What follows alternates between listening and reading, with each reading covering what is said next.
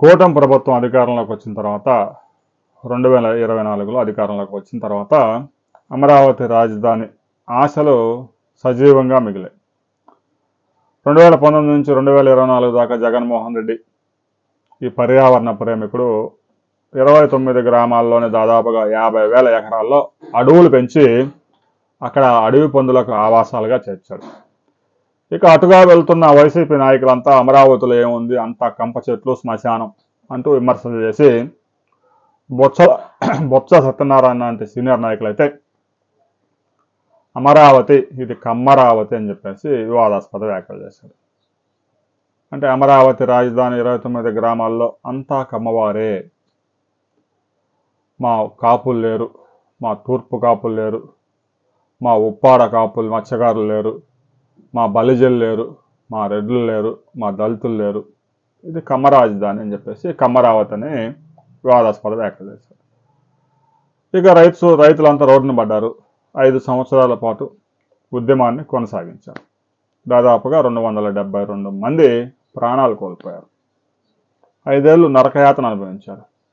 కనీసం ప్రభుత్వం చెల్లించాల్సిన కౌలు కూడా హైకోర్టుకు వెళ్ళి స్టే తెచ్చుకున్న వారికి మాత్రమే కౌలు చెల్లించారు. హైకోర్టుకు వెళ్ళి ఆర్డర్ తెచ్చుకున్న వారికి మాత్రమే కౌలు, అది కూడా వేధించి ఒక 3 సంవత్సరాలు చెల్లించారు. కూటమి ప్రభుత్వం అధికారంలోకి వచ్చిన తర్వాత రైతులకు చెల్లించాల్సిన కౌలు మొత్తాన్ని వారి ఖాతాల్లో వేశారు. మరో 5 సంవత్సరాలు కూడా కౌలు ఇచ్చేందుకు రాష్ట్ర ప్రభుత్వం నిర్ణయించింది. సహజంగా అయితే 10 సంవత్సరాలతో ఈ అగ్రిమెంట్ కంప్లీట్ కావాల్సి ఉంది. మధ్యలో 5 సంవత్సరాలు రైతులు అరాచకం పాలయ్యారు కాబట్టి మరో 5 సంవత్సరాలు వారికి పరిహారంగా ఇచ్చారు. అయితే అమరావతి రాజధానిలో జగన్మోహన్ రెడ్డి పెంచిన కంప చెట్లు పీకడానికి 36 కోట్ల రూపాయలు ఖర్చు చేయాల్సి వచ్చింది. ఏదో ఒక విధంగా కంప మొత్తం తొలగించి గతంలో ఉన్న టెండర్లన్నీ రద్దు చేసి మరలా ఫ్రెష్గా టెండర్లు పిలిచి 50,000 కోట్ల రూపాయల విలువైన పనులు కాంట్రాక్ట్ సంస్థలకు అప్పచెప్పారు. ముఖ్యంగా ట్రంక్ రోడ్ల నిర్మాణం 330 కిలోమీటర్ల ట్రంక్ రోడ్లు నిర్మించాల్సి ఉంది. ట్రంక్ రోడ్లు ప్రతి కిలోమీటర్కి ఒక ట్రంక్ రోడ్డు ఉంటుంది. నార్త్ నుంచి సౌత్కి, ఈస్ట్ నుంచి వెస్ట్కి దాదాపుగా 30 రోడ్లు పైగా ఉన్నాయి. కొన్ని రోడ్లు 15 కిలోమీటర్లు, కొన్ని రోడ్లు 6 కిలోమీటర్లు, కొన్ని రోడ్లు 16-17 కిలోమీటర్లు పొడవైన రోడ్లు ఉన్నాయి. ఈ రోడ్ల నిర్మాణం అయితే వేగంగా సాగుతుంది. అయితే రైతులు ఇచ్చిన భూముల్లో వెంచర్స్ ఎప్పుడు డెవలప్ చేస్తారు? రైతుల ప్లాట్స్కి సిమెంట్ రోడ్లు, తార్ రోడ్లు ఎప్పుడు వస్తాయి? అండర్ గ్రౌండ్ డ్రైనేజీ ఎప్పుడు వేస్తారు? విద్యుత్ కనెక్షన్ ఎప్పుడు ఇస్తారు? మురుగునీటి పారుదల వ్యవస్థ అండర్ గ్రౌండ్ ఎప్పుడు చేస్తారు అనేది ప్రశ్నార్థకంగా మారింది. అమరావతి రాజధాని మొత్తం మీద ఒక 2-3 ప్రాంతాల్లో తప్ప మిగతా రైతుల ప్లాట్స్లో డెవలప్మెంట్స్ జరగడం లేదు. ప్రధాన కారణం ఇంకా 2,000 ఎకరాలు రైతుల నుంచి భూమిని సేకరించాల్సి ఉంది. ఆ భూములు సేకరించకపోవడం వల్ల అనేక ఇబ్బందులు తలెత్తా ఉన్నాయి. వెంచర్ని డెవలప్ చేయాలంటే ఇబ్బంది అవుతా ఉంది. ఇప్పటికే కొంతమంది రైతులకి ఆ ప్లాట్స్ ఇచ్చారు. ఎక్కడిచ్చారు? అసలు భూమే ప్రభుత్వానికి అప్పచెప్పని రైతుల పొలాల్లో నుంచి ఫ్లాట్స్ ఇచ్చారు. ఆ రైతేమో ఫ్లాట్స్ ఎవరైతే పొందారో వాళ్ళని అక్కడ అడుగు పెట్టనివ్వటం లేదు. ఇలాంటి వివాదాలన్నీ ఉన్నాయి. ఆ 2,000 ఎకరాలు కూడా ప్రభుత్వం ఇమీడియట్గా సేకరిస్తే సమస్యలు పరిష్కారం అవుతాయి. ఆ తర్వాత అమరావతి రాజధానిలో రైతులకు ఇచ్చిన ఫ్లాట్స్లో అభివృద్ధి పూర్తి చేయాలంటే మరో 20 సంవత్సరాలు పడుతుందని కొంతమంది నిపుణులు వ్యాఖ్యానిస్తూ ఉన్నారు. ఇప్పటికి 2-3 స్ట్రక్చర్స్లో తప్ప అమరావతి రాజధానికి రైతులకు ఇచ్చిన ఫ్లాట్స్లో డెవలప్మెంట్స్ కనపడ్డం లేదు.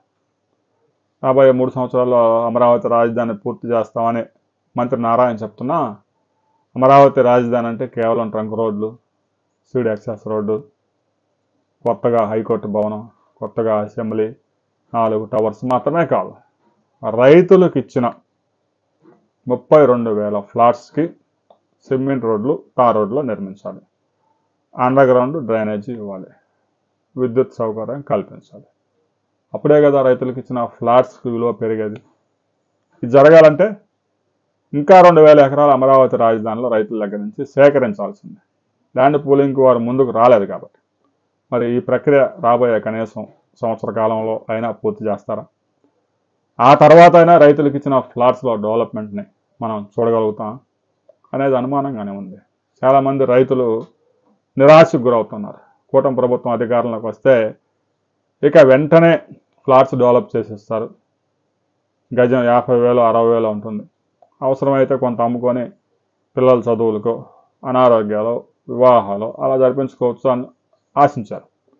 వ్యవసాయం లేదు, కేవలం ఆ ప్రభుత్వం ఇచ్చే కవులు తప్ప.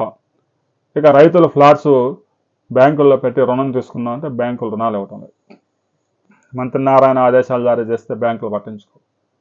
మంత్రి నారాయణ కింద బ్యాంకులు పనిచేయడం లేదు. కేంద్ర ఆర్థిక శాఖ మంత్రితో మాట్లాడుకోవాలి. రిజర్వ్ బ్యాంకు నుంచి గైడ్ లైన్స్ ఇవ్వాలి. సహజంగా 15 ఎకరాలు, 4 ఎకరాలు, 5 ఎకరాలు, 6 ఎకరాల్లో ప్రైవేట్ వెంచర్ వేసిన ప్లాట్స్ కూడా బ్యాంకులు రుణాలు ఇస్తూ ఉంటాయి.